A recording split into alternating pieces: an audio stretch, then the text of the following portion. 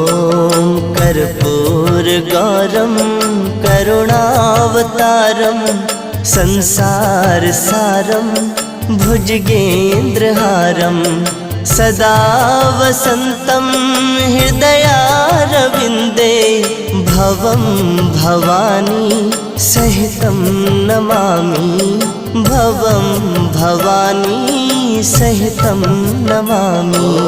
कर्पूरगौरं करुणावतारं संसारसारं